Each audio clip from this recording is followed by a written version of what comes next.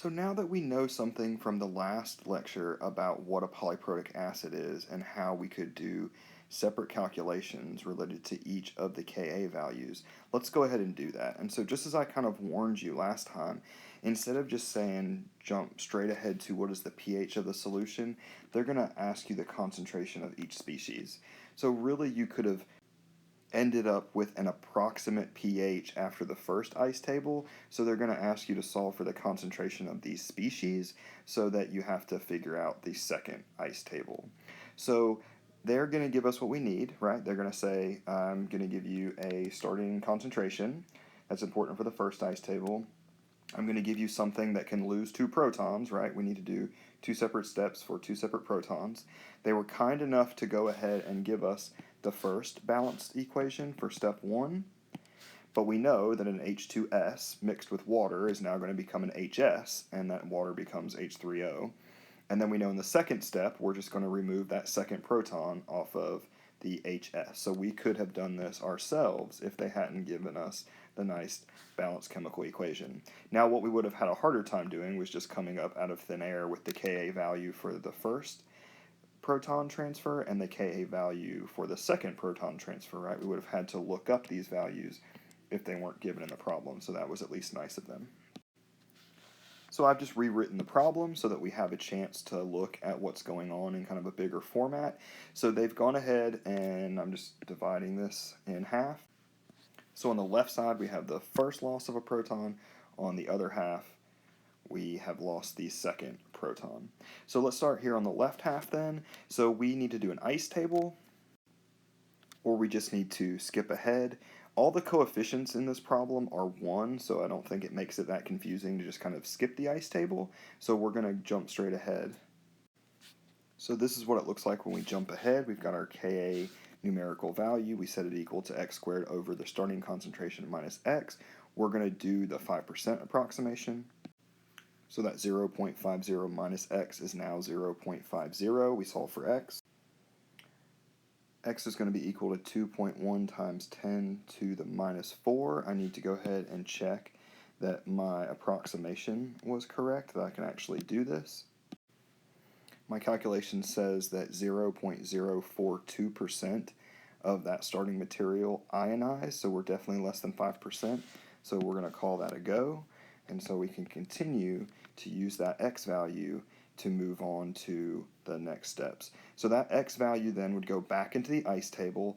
That x value represents the H3O concentration, and it also represents the HS minus concentration. So I'm not actually going to fill out the ice table, I'm just going to remind you that this number goes to both of those. So now I'm going to move on to the next part, and so I will draw out the ice table just to let you know what's happening in the second step, but after you do this a couple times you can probably skip that as well. So in my ice table I have to have some starting concentration of that HS minus. That was from my last step on that last ice table, and so that's 2.1 times 10 to the minus 4. I don't have appreciable amounts of either of the products at this point. I'm going to form them, so I'm going to plus x both of them. I'm going to minus x over here. I'm going to have 2.1 times 10 to the minus 4 minus x, and my equilibrium line, I'm just going to have x here and x here. So that means that my Ka value, my 1.0 times 10 to the minus 19, is going to be equal to my x squared over that starting concentration minus x, 2.1 times 10 to the minus 4 minus x. And so again, we're at that position of, do we want to apply the 5% rule, or do we want to use the quadratic equation solver? Let's try to do the 5%. That means that my 2.1 times 10 to the minus 4 minus x is now just going to be 2.1 times 10 to the minus 4, because I'm saying that the amount that is going to dissociate is going to be super, super small, and it's not really going to change the number. So we will then solve for x. My x is going to be 4.6 times 10 to the minus 12, and so I need to come back in and check the percent ionization to make sure that was an appropriate thing to do. Now when we look at that Ka value, this 10 to the minus 19 says a very, very small amount is going to dissociate, so we're pretty much in good shape that that's going to be the case, but we should check it anyways. My calculator says that's 2.2 times 10 to the minus 6%, so super, super small percent, definitely less than 5%, so my suspicion was confirmed, and so now I can in fact use that approximation. I can continue on with the x that I solved, and that x will help me consider how many of the H3Os are in solution, and then also the S2 minuses. So I'm going to take that x and remember that it applies here, and it applies here, like it would in my ice table, because it's going to be my x and my x. So now we can go ahead and solve for the concentration of each species. We can do that first. If I go back to the first equation, my H2S is going to equal that starting concentration, 0.50 minus x. X in that case was 2.1 times 10 to the minus 4. My calculator is going to say something like 0.49979. We think about our sig figs. We're going to be rounding this pretty much back to where we started, and so the H2S concentration is really just still going to be that 0.50. These are going to be molar, right? So now we can think about the other things that are in this. We can say that the HS concentration was going to be equal to the 2.1 times 10 to the minus 4. Over here I'm also going to have my H3O plus concentration. That was also going to be 2.1 times 10 to the minus 4. We can move over to the right side. Now when we're looking at this, what we're going to say is that we have our starting concentration of HS, that 2.1 times 10 to the minus 4, but it's going to be minus x. And so I would call that 2.1 times 10 to the minus 4 minus 4.6 times 10 to the minus 12, so minus a really, really small number. My calculator says something like 2.0999 times 10 to the minus 4. I'm going to have to go back in my sig figs to 2 sig figs, so this is really just going to end up rounding back to that 2.1 times 10 to the minus 4. So little of that dissociated, it really didn't affect that number. So I can use kind of as my final answer for my HS minus concentration, this number, 2.1 times 10 to the minus 4, I can use the 0.50 for my final concentration of H2S. And so now we also need to consider S2 minus. S2 minus was just going to equal the x that we solved in the second ice table, so that's going to be 4.6 times 10 to the minus 12, so a very, very small amount of that. And again, all these are concentrations, so they're all molar. And then we also need to think about the H3O plus, and so if we do that, our H3O plus concentration is going to also be that x, so 4.6 times 10 to the minus 12 molar.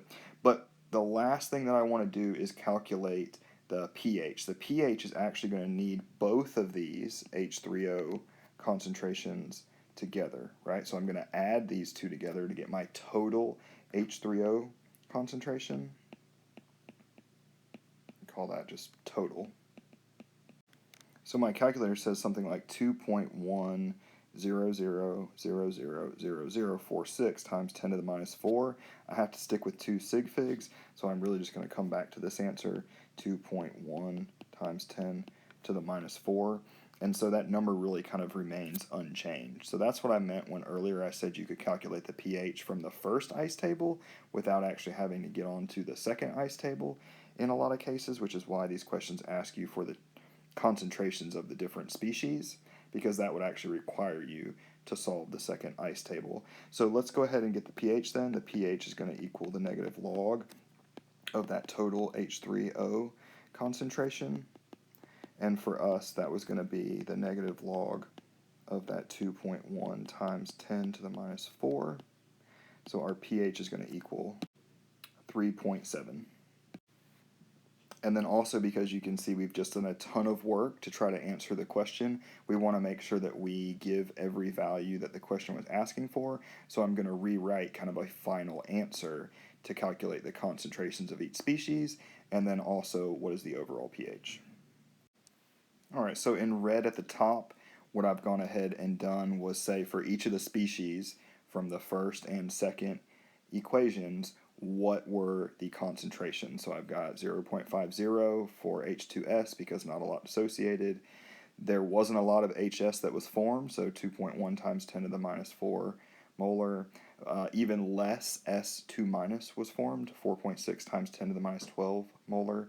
We had a decent amount of H3O that was produced in the first step, didn't really change with the second step, so we ended up with 2.1 times 10 to the minus 4 molar. We take the negative log of that, we end up with a pH of 3.7. So that would be the final answer, and that's something that we would need to note and kind of call out, right? So that would be the kind of stuff you could probably type into an answer box in D2L, and then you have to show the work saying how you got there for all this stuff on the bottom half of the page.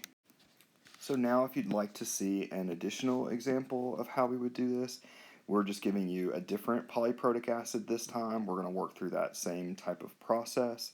So they're asking us to calculate the pH of a solution that is 0.010 molar phthalic acid. And so they have given us the formula for that acid because that's not something that we've probably encountered too frequently. And then they've also thankfully given us an ice balance chemical equation because, again, the way the H's move is going to kind of be a little more confusing than some of the other acid examples that we've seen. And then they've also given us the Ka1 and a balanced chemical equation for Ka2. So we have all these values. It's just a matter of us going through those same steps as in the last example. So I've rewritten that to give us a little bit more space. There's definitely not a left half and a right half this time. So let's just go ahead and jump into this problem. My first Ka is going to be equal to x squared over the starting concentration, 0.010 minus x. I'm going to make the assumption that I can use the 5% rule here, and so I'm going to say that that is approximately equal to x squared over 0.010. I'm a little concerned that this isn't going to be a great place to use the 5% approximation because I have times 10 to the minus 3, so that's actually kind of on the stronger side of our dissociation, but let's check anyways. X is going to be equal to 3.3 times 10 to the minus 3. When I do my percent ionization, that is going to be 3.3 times 10 to the minus 3 divided by 0.010 times 100, and my calculator says I have an answer of 33%. So yeah, I definitely have too much ionization going on here to be able to apply the 5% rule. So I need to back up to the place I was when I was going to be using the quadratic equation. Okay, so I'm magically back there. So now I'm going to end up with x squared equals 1.1 times 10 to the minus 3 times 0.010 minus x. I'm going to make sure I distribute this whole thing. I'm going to make sure that I get everything on one side. I'm going to use a quadratic equation solver in order to solve this, and I get x equals 0.0028. Since the other root is negative and doesn't make sense for a concentration, that's the one value that I want to use from the quadratic equation solver. So now that I have that value, I can plug it back into the ice table. Remember that X is going to be both the H3O plus concentration, and it's going to be the conjugate base, so that C6H4CO2HCO2 minus, that whole thing, it's going to be that concentration. And then that also means that the starting concentration, 0.010, minus that number is going to be the equilibrium concentration of the starting acid. So let me go ahead and fill that in above the first balanced chemical equation. And so now I can use those values as I move on to the second balanced chemical equation that is describing the second loss of a proton. So now I want to make sure we know there's a minus here, right? So it is in fact that product from the previous step is in fact the reactant down here. So I can bring down that value. I'm going to have some starting amount of 0.0028 that I'm starting out with. And I think it's actually easier in the second step to just act like we have 0 of the H3O and 0 of this, because it lets us jump forward, right, where we don't have to use an ice table. We can just go ahead and say that the Ka value is going to be equal to x squared over the 0.0028 minus x, right? And so now we can try the approximation again. If we try the approximation again, we're going to say that this is approximately equal to x squared 0.0028, no minus x. And so now we can solve without using the quadratic equation, and x in this case is going to be equal to 1.0 times 10 to the minus 4. And so I want to check this now. I want to make sure it's appropriate for me to use this 5% rule. And my calculator says that is 3.6%. That's less than 5%, so I'm going to be able to proceed under that 5% rule, and I can now use this x to go back into the ice table. So what that actually looks like is that we can go in and say that I'm going to have 0.0028 minus 1.0 times 10 to the minus 4. My H3O concentration from the second step is going to be 1.0 times 10 to the minus 4. This other product concentration is also going to be 1.0 times 10 to the minus 4. And so now I can go ahead and start to fill out a list of what the concentrations are of each one of the components at equilibrium. And so my first reactant, that original acid up there at the top, is going to be 0.0072 molar. We had already calculated that with the end of the first ice table. The first product of this compound carried down to the second ice table, and so it became 0.0028 minus 0.0001, and so that's going to end up with 0.0027. The third product down here of this compound, when it lost 2 protons, that number was going to come out of the second ice table, so that was coming out of here, and so that's just the 1.0 times 10 to the minus 4.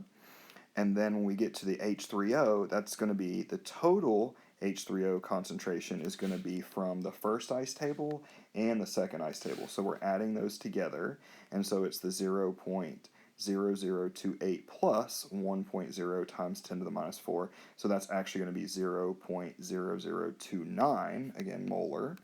And so this total H3O concentration is what we want to use in order to calculate the pH. So my pH is going to equal negative log of this number, and that's going to equal 2.537. I want to make sure that I'm rounding this appropriately for the two significant figures, so that would have been a pH of 2.5. And there doesn't really seem to be a big difference between the 0.0028 that you got from the first ice table and then turning that into a 0.0029 in the addition step when we added the first ice table concentration to the second ice table concentration. We would have ended up with a pH of 2.55, which would have actually rounded to 2.6. So you might have seen kind of a difference in your answer, but again, not a very big difference. So again, the pH is mainly going to be affected by that first ionization, by that first addition of a proton to water, and then that second ionization usually doesn't have a really big impact on the overall pH of the solution. So that's why in these problems they typically ask you for all the concentrations of all the ionic species because they want you to have to solve that second ice table. If you had just stopped after the first ice table and calculated your pH, you'd have been really, really close. So that concludes these two examples, and then you can go ahead and close this one and move on to the buffer lecture.